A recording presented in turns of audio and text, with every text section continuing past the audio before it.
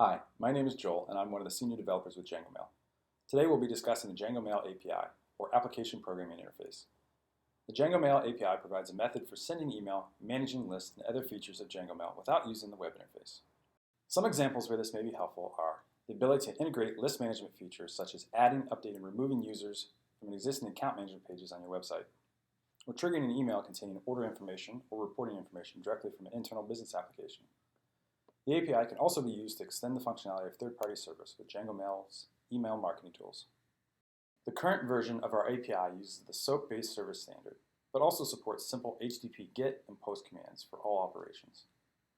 Our API can be tightly integrated using SOAP and the WSDL with strongly typed languages such as Microsoft C# or Java, but also supports other languages such as JavaScript, PHP, Ruby, and Python.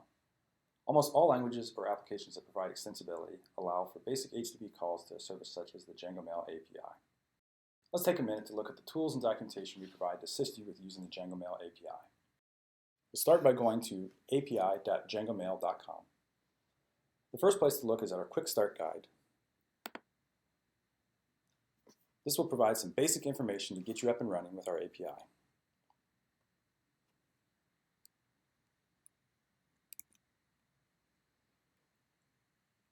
For a more thorough walkthrough, see Using the Django Mail API. This includes more detail about the API, including code samples.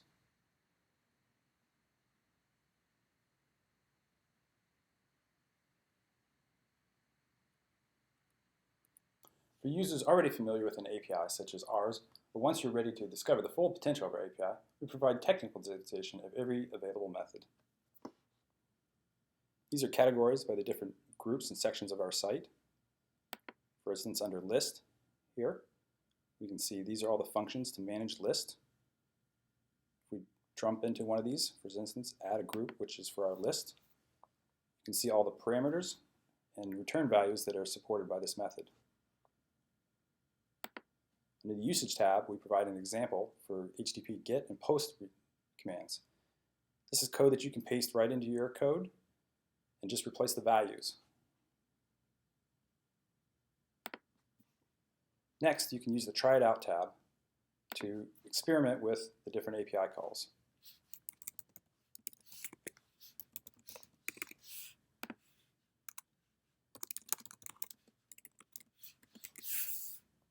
After typing in the values and clicking Invoke, you'll get the actual results from the service showing that it succeeded successfully. This is a great way to test out calls or also to just perform one-off functions. If further assistance is needed, you can always visit the Django Mail Help Center located at support.djangomail.com for direct assistance from one of our support specialists. Thank you for taking the time to look at the Django Mail API with me. Hello, and welcome to Django Mail Explained. Today in this video, we will be going through a complete account demo. We will be covering messages, lists, reports, and assets. So let's get started. We'll start with assets, where you can upload and store your media content. These can be images or files that you would use inside of your messages. We will click Add New Item, choose the file from our computer, and start the upload. Once the upload is complete, you'll see a preview here to the right. We can return to our asset list where we'll find the file up at the top. You'll notice that the file's name is the same as it is labeled on the computer, but you can give it a description, which I have done already. Now that our asset is uploaded, we'll move on to list. Here, we're going to be able to create a list of email addresses that we'd like to send to.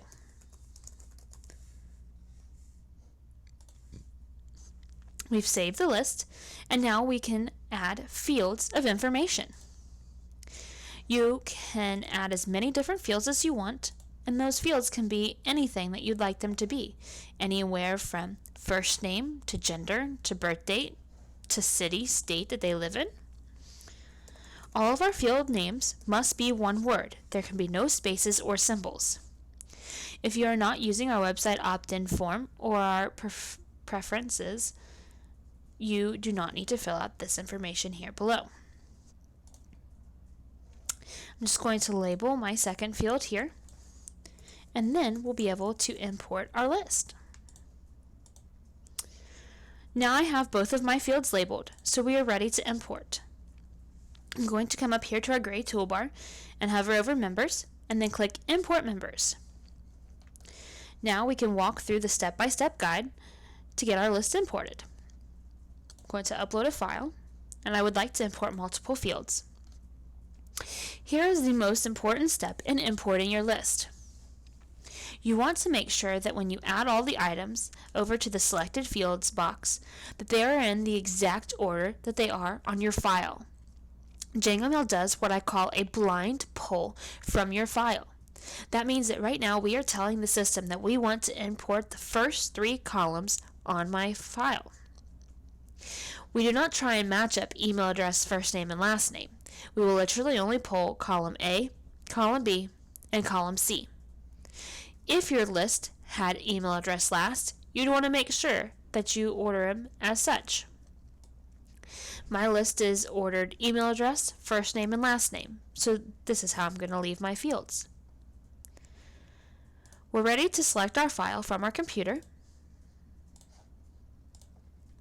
You'll notice that my file is a CSV file, which is the best file to import from in JangoMail. All of the information filled out below is set up to pull from a CSV file, so I need to do nothing further but import my list. Once your import is finished, we will send you an email letting you know that it is complete.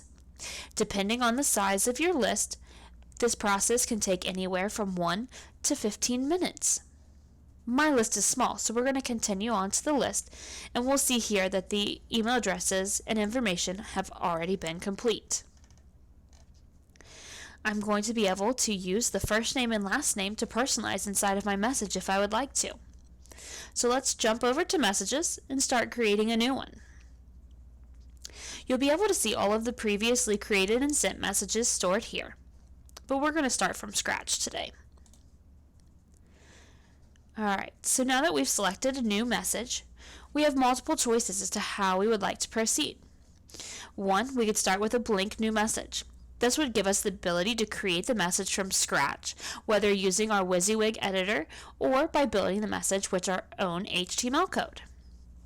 The second option is to use a JangoMail Smart Template. There are over 100 pre-created templates that you can use and edit. We're going to start with the JangoMail Smart Template today. You'll notice that the templates are sectioned off into different types. We're going to start with one of the basic greeting ones that offers us some text and image capabilities. We'll see the preview here, and now we're able to select this template to use it. Once we've selected the template, it's going to bring us into the message creation page. We'll have the ability to use our WYSIWYG editor called V4. Working with V4 will be very similar to working in a Word document. You'll have the same capabilities such as bold, italic, underline. We can also change the style and the format of our font. We'll be able to add images and to hyperlink as well. So first we're going to swap out this image for one that I have in my asset list. I've selected the image and I'm going to click on our image icon. Now I'm going to browse our server, and I can even search through my assets to find the image that I want.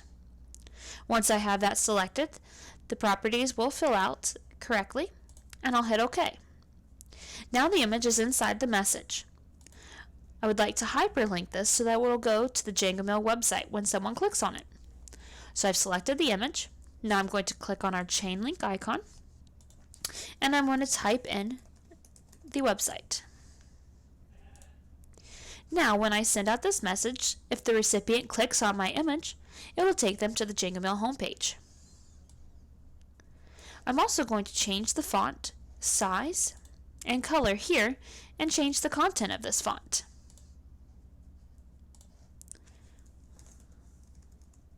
I'm going to use one of our personalization options from our list, so that way when the message is sent out, my recipient will see hello and their name. I can change the font here and the text that is in part of this message, as well as adding an image that was not already in the messages beforehand.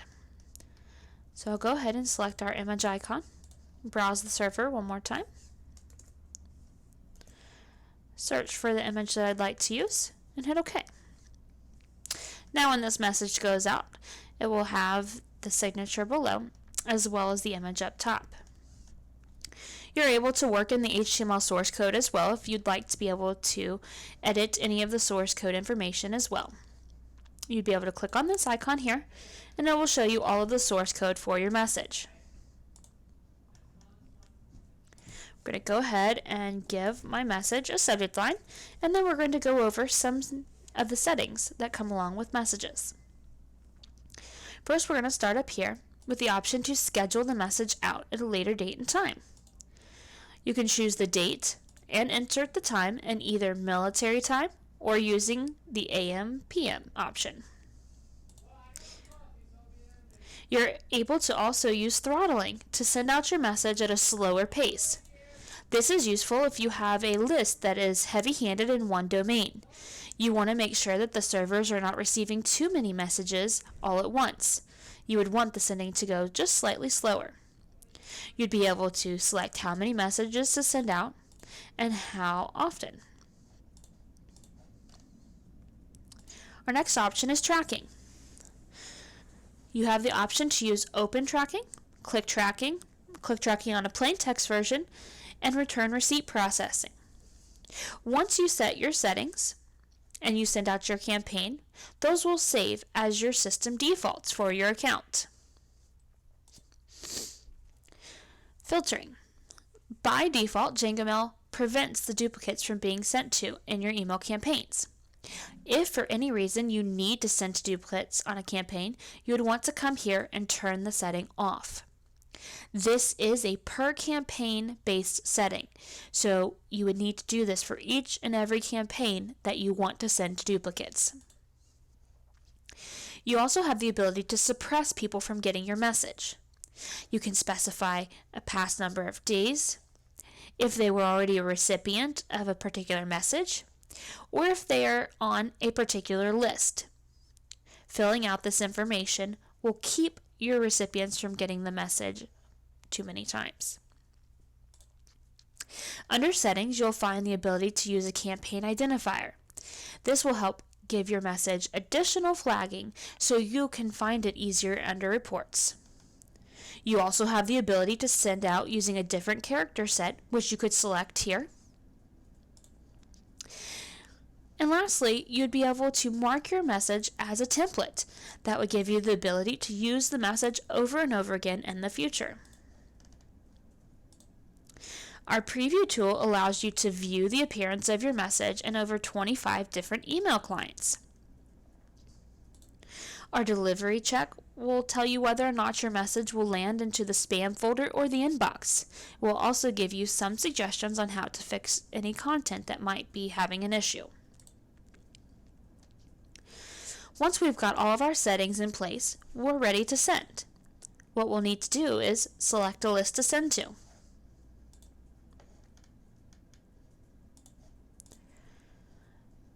We can edit the from address to specify who we want this message to come from.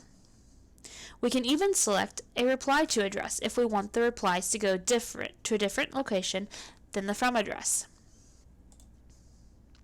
You do have the option to use the CC or BCC feature. We do give the warning that if you are sending out to a list of 100 members, whoever you CC or BCC will receive 100 copies of that message. This is because JangoMail sends an individual message to each person on your list. If you have someone who is not part of your list that needs to receive a copy of your message, you would want to add them under the two addresses. Now that we're ready to send, all we have to do is click the send button. It's going to confirm that we really want to send this message to the list that we have selected. If we're ready to send, we just hit yes. You will receive your confirmation message giving you the campaign ID number and when the message is being sent. If you schedule the campaign out for a later date and time, you will receive that confirmation here.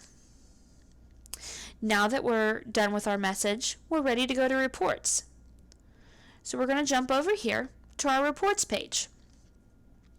You'll see here that reports are broken down into 3 sections. First, we have our broadcast message reports. Second, we have our transactional reports. This is for any transactional or SMTP messages that you might be sending through your account. You'll be able to see opens and clicks, bounces and unsubscribes, just like you do under your broadcast message reports. Our third section is our management reports and tools. This will give you the ability to see a combined list of all of the bounces and unsubscribed addresses that have occurred during your account sending.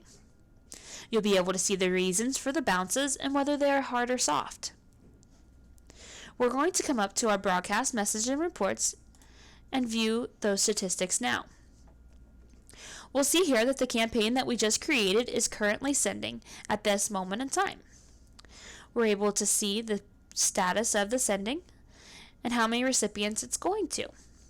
Once the message is completed in sending and people have started opening or clicking on the links, we'll be able to see that reporting information here. We can see all of the past campaigns that have been sent out, their campaign IDs, the subject lines, any identifiers that might have been used, the date and time that the message was sent, how many recipients, and then how many opens, clicks, unsubscribes, bounces, and complaints. All of these numbers are hyperlinked, so we can click on them to see the report details. Here we'll be able to see who has opened the message, how many times they've opened. We can even drill down to the raw data to see exactly what IP address they were using, what client type, what country code, region, city, and zip code they were in. We're able to see similar information for our clicks as well. We're able to see who clicked, what URL they clicked on. If that URL was in multiple locations, we can see each of the positions, the date, the time, the format of the hyperlink, and along with additional detailed information. With clicks, you are given the ability to have a visual overlay. This will show you the HTML message and exactly where the recipients were clicking. We'll see here that this link was able to receive 10 clicks, while this link no one clicked on. Along with your opens and clicks, you'll be able to see your unsubscribes and bounces that occur during each campaign. If you get any complaints, which are people marking your message as spam, you'd be able to see that here as well. All of this information can be exported into a CSV file by clicking this icon or by clicking this icon to email it to yourself. Now that we've gone over the JangoMail account, feel free to reach out to our support team with any additional questions. You can visit our tutorials page or contact us directly to put in a support ticket. You can reach us by phone Monday through Friday, 7 a.m. to 6 p.m. Eastern Standard Time at 937-701-7140. This again has been a quick demo of the JangoMail account. Please feel free to reach out to us again with any additional questions. Enjoy getting started with JangoMail.